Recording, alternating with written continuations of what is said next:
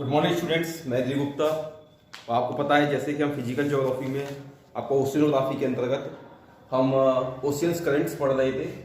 तो देखिए, सबसे पहले हम आपको बता दें कि हम इससे पहले आपको अटलांटिक और महासागर की धाराएं करा चुके हैं। उसके बाद मैंने पैसिफिक ओशियन का आपको पीडीएफ भी सेंड किया था और आज हम इंडियन ओशियन की करंट्स को हम देखेंगे, है ना। तो इंडियन ओशियन में भी देखिए उन दोनों महासागरों जैसा ही जो है करंट्स का पैटर्न पाया जाता है, धाराओं का पैटर्न पाया जाता है ना। जैसे कि अटलांटिक महासागर में पाया जाता है और आपका प्रशांत महासागर में पाया जाता है। उसी प्रकार से हिंद महासागर में भी वही धाराएं, वैसी ही धाराएं पाई जाती, ठंडी और गर्म धाराएं पाई जाती हैं। परंतु आप देखिए सबसे पहले कि जो आपका हिंद महासागर है ये किन किन देशों से घिरा हुआ है। तो आप देखेंगे पश्चिम में अफ्रीका से घिरा हुआ है, पूर्व में ऑस्ट्रेलिया से, दक्षिण पूर्व में और उत्तर पूर्व में दक्षिण एशिया से, दक्षिण पूर्वी एशिया से और आपका वो भारतीय उपमहाद्वीप से घिरा हुआ है। तो ये काफी बड़ा महासागर है ना। तो इस महासागर में आप देख सकते हो किन किन स्थलों से घिरा हुआ है। देखिए इसमें भी अन्य महासागरों के जैसे ही धाराओं का क्रम पाया जाता है, परंतु यहाँ की सबसे महत्वपूर्ण विशेषता यही है हिंद महासागर में कि जो आपके विषुवरेखा के दक्षिण वाला पार्ट है ना, तो उसमें जो है धाराओं का क्रम जो वर्ष भर एक सा रहता है। परंतु उत्तरी गोलार्ध में जब देखेंगे हम 0 डिग्री के उत्तरी में, तो यहाँ पर धाराओं का क्रम जो है वो वर्ष में 2 बार बदल जाता है। यही इसकी सबसे बड़ी विशेषता है कि यहाँ पर धाराओं का क्रम वर्ष में 2 बार बदल जाता है। तो आप सबसे पहले देखते हैं तो शीतकालीन मौसम दशा के दौरान देखते हैं तो आपको पता है शीतकाल के दौरान क्या होता है, धरातल पर जो है तापमान कम होता है ना, और सागरों पर अधिक होता है। तो सागरों से, तो स्थलों से हवाएं सागरों की ओर चला करती है ना। तो इस वजह से एक जहां पर धारा की उत्पत्ति होती है इन्हीं हवाओं के साथ में, जैसे नॉर्थ ईस्ट मानसून है, उत्तर पूर्वी मानसूनी धारा कहते हैं इसको, ये स्थापित हो जाती है। और ये इस तरह से देखिए भारत से होते हुए दक्षिण में और इस तरह से विपरीत दिशा में चलने लगती है। और जब ये विषुवरेखा को पार करती है तो दक्षिण से होते हुए पश्चिम से पूर्व दिशा में बहने लगती है ना। तो इस धारा को कहते हैं नॉर्थ ईस्ट मानसून करंट कहते हैं इसको, धारा को, है ना।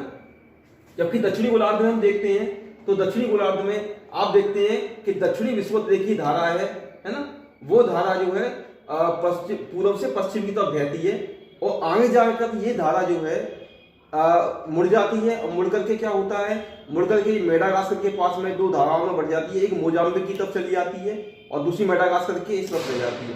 तो मेडागास्कर के इस तरफ जाती है इसको तो कहते हैं जो मोजाम्बिक की तरफ चली जाती है उसको कहते हैं मोजाम्बिक, और जंजीबार द्वीपों के पास चली जाती है, वहां से होकर जो पूर्वी तट पर अफ्रीका की होकर के बहती है इसको हम कहते हैं मोजाम्बिक की धारा, यानी कि मोजाम्बिक चैनल से होकर गुजरती है ये। एक धारा पूर्व से ये मेडागास्कर के पूर्व में आती है। 40 डिग्री दक्षिणी अक्षांश पर आकर के इन दोनों धाराओं का देखिए मिलन होता है, तब ये अगुलहास धारा के नाम से जानी जाती है। दोनों ही गर्म धाराएं हैं, दक्षिणी विषुवरेखीय धारा भी गर्म धारा है। आगे बढ़ने पर क्या होता है कि दक्षिणी जो पवन प्रवाह है ना, पूर्वी पवन प्रवाह है, ये ठंडी धारा है ना, जो दक्षिण में अनवरत जारी है। तीनों महासागरों में ये दक्षिणी तरफ प्रवाहित होता है, पश्चिम से पूर्व की तरफ प्रवाहित होता है, इसी में जाकर के मिल जाती है। आगे जाकर दक्षिणी पवन प्रवाह भी आगे जाके देखिए ये क्या, इसको हम दक्षिणी धारा भी कहते हैं, दक्षिणी पवन प्रवाह भी कहते हैं, है ना, क्योंकि ये क्या है पछुआ प्रभाव के प्रभाव में जो शीतकालीन जो ठंडा जल है वो पश्चिम से पूर्व दिशा में गति करता है। तो इन्हीं के साथ मिलकर के ये धारा भी आगे जाकर के देखिए ऑस्ट्रेलिया के पास जाके 2 भागों में बढ़ जाती है। एक धारा पश्चिमी ऑस्ट्रेलिया की ठंडी धारा के नाम से ऑस्ट्रेलिया की पश्चिमी तट पर प्रवाहित होती है, और दूसरी धारा जो है ऑस्ट्रेलिया के दक्षिण में से होते हुए आगे बढ़ जाती है। यही धारा आगे पहुंच करके देखिए दक्षिणी विषुवरेखीय धारा को जन्म देती है। जब यहाँ तक पहुंचते पहुंचते उसका विषुवरेखा के पास जल काफी गर्म हो जाता है, तो यही धारा जो है दक्षिणी विषुवरेखीय धारा में परिणत हो जाती है। तो यही क्रम पाया जाता है। हालांकि उत्तर वाले भाग में जो है मानसून के साथ यहाँ पर जो है धाराओं का क्रम पलट जाता है। अब इसके बाद देखते हैं ग्रीष्मकालीन दशाओं में। तो ग्रीष्मकालीन दशाओं में जो दक्षिण का जो 0 डिग्री के यानी भूमध्य रेखा के जो दक्षिण में है, जैसा आप देख सकते हैं भूमध्य रेखा के दक्षिण में जो पार्ट है उसमें तो धाराओं का क्रम चेंज नहीं होता है, परंतु उत्तरी गोलार्ध में हम देखेंगे तो यहाँ पर क्या होता है, धाराओं का क्रम चेंज हो जाता है। इसका कारण क्या है, देखिए इस समय क्या होता है, ग्रीष्म काल में सागरों पर न्यून वायु दाब स्थापित हो जाते हैं, सागरों पर उच्च वायु दाब स्थापित रहते हैं, क्योंकि स्थल जो तेजी से गर्म हो जाते हैं तो न्यून वायु दाब यहाँ पर स्थापित हो जाते हैं। तो हवाएं समुद्रों से स्थलों की ओर चला करती हैं, है ना। तो इसी के साथ जो है जल भी जो है सागर का इसी दिशा में बहने लगता है। तो इससे दक्षिण पश्चिमी मानसूनी करंट का या दक्षिण पश्चिमी मानसूनी धारा का उत्पत्ति होती है, जो ऐसे होते हुए इसकी डायरेक्शन देखिए पश्चिम से पूर्व दिशा में बहते हुए आगे बढ़ती है ना।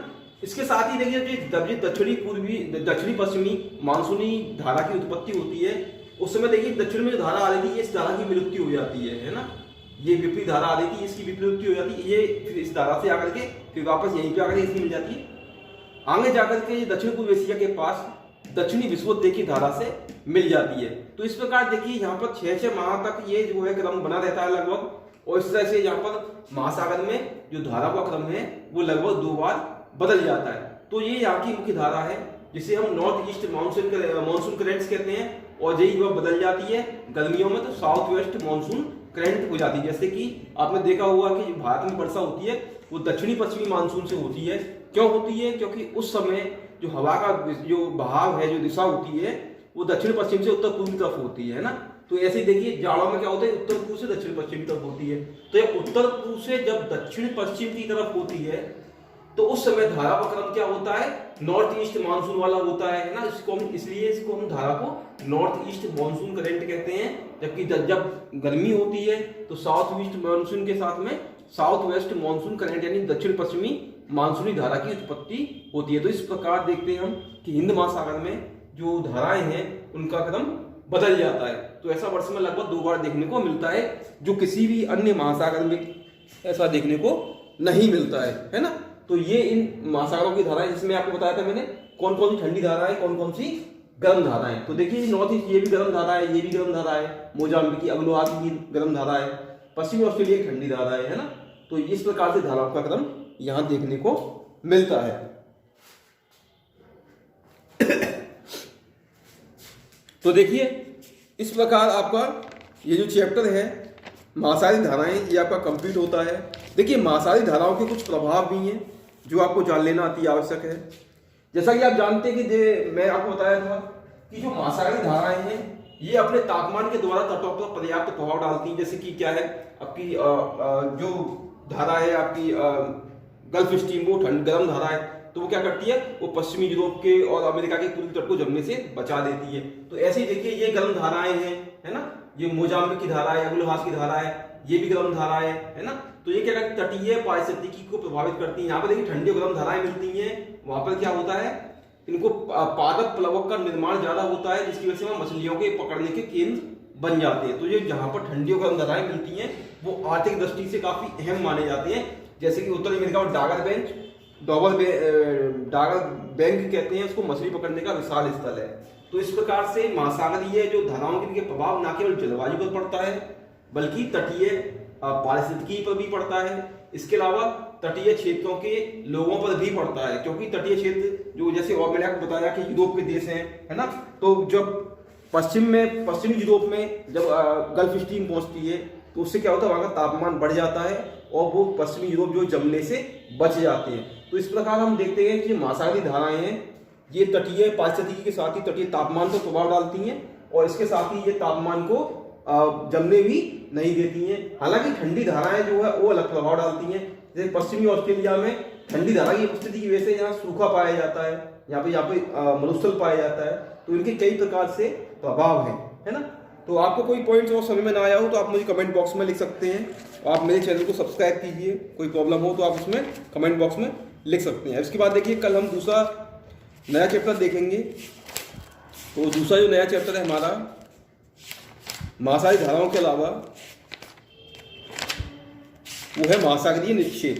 ठीक है, तो आज के लिए इतना ही, धन्यवाद।